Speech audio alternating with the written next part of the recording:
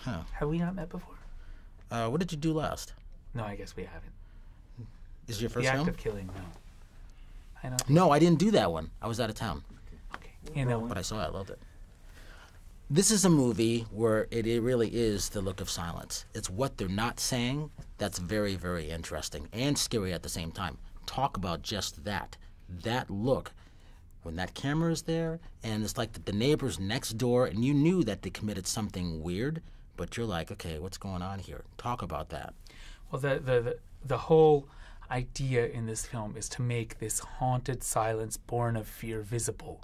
And when Adi goes, the main character in the film, goes and confronts the man who killed his brother, something I should say is unprecedented in the history of nonfiction film. There has never been a documentary where survivors go and confront perpetrators who still hold a monopoly on power because it's dangerous.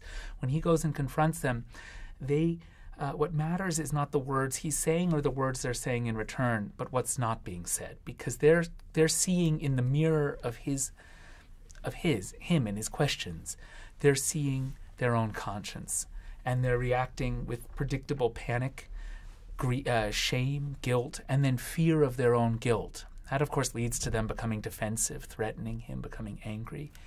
And it is really the silences that speak in this film. Was it hard to get funding for this, and what was it like for you, that filmmaker, to be there? Because you don't know what could have happened. I kept thinking, I wonder what's happening behind that camera. I'm very lucky to live in a very supportive film community in Denmark, where I was able to be supported on my first film, The Act of Killing, and with that, and then following that on this. It wasn't easy to finance this film because we shot it before The Act of Killing came out, because I knew once The Act of Killing comes out, I cannot safely return to Indonesia. So I had a very narrow window in which I could make this film. And so it was therefore difficult to finance because The Act of Killing was my first film and it had not yet seen an audience. But it wasn't impossible, and I had a feeling.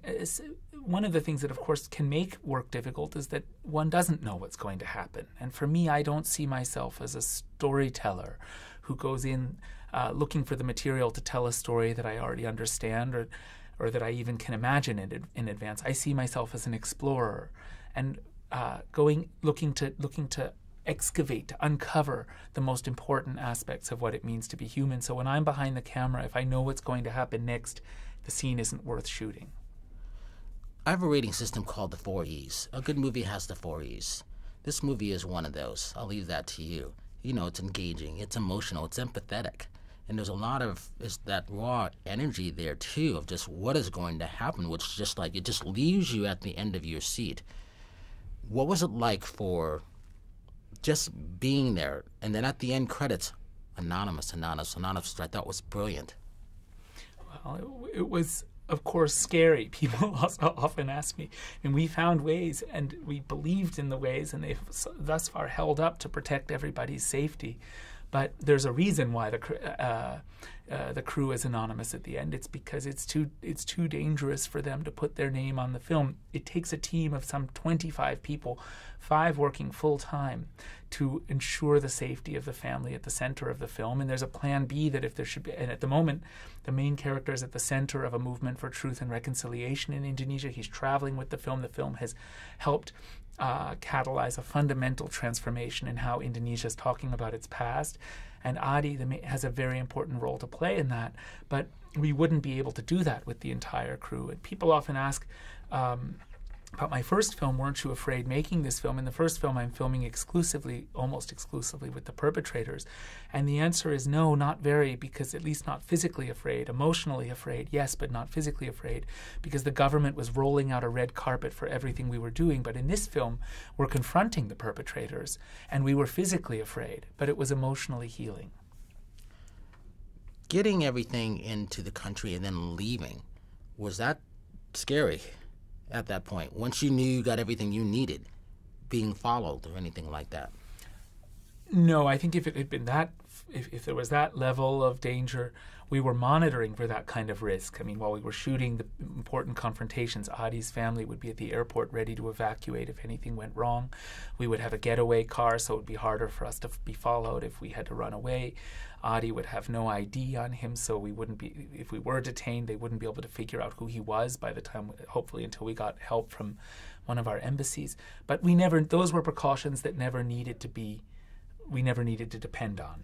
And so it was a good, and I think if we felt that we actually were going to have to run away making this film, knowing that we were working and had deep relations with a whole family, network of survivors, an Indonesian crew, we wouldn't have done it. It would have seemed too dangerous. You see, I had made, I was well known across that region for having worked with the most powerful perpetrators in the country to make my first film, The Act of Killing. The vice president of the country, the national head of the paramilitary movements that did the killings in 1965. And these men, Adi wanted to, and no one had seen the film yet. So these men, I was still considered their friend. I'm speaking of The Act of Killing. And when we understood that Adi wanted to confront men who were regionally but not nationally powerful, and they would have to think 2 or 3 times before even detaining us, let alone physically attacking us, because they wouldn't want to offend their superiors. So I don't think so we knew that we could probably shoot this film and leave in a safe way. And I don't think we would have if we felt the danger was so great that we couldn't. The film is not made in a war zone. We're not running away from bullets. It's highly dramatic, but it's emotionally dramatic, and it's contemplative, and it's hopefully also poetic. And that's not something I think you can do when you're running away from running away from each encounter. What would you say to get the audience to come see this movie? Because it needs to be seen. I would say that this is a film that will confront you with some of the very most important aspects about what it means to be human. And that don't think of this as a film about an obscure genocide that happened in 1965 in a country you know nothing about. Think of this as a film about what it means for human beings to live for half a century in fear. What does it mean to be human and to be forced to live in fear?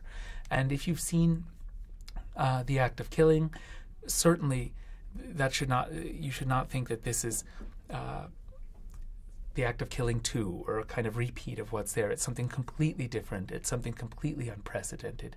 There has never been a film like it, in that you've never seen this kind of emotion. I don't think you've ever seen this kind of emotional, honest confrontation with the very core of what it means to be for humans to commit evil.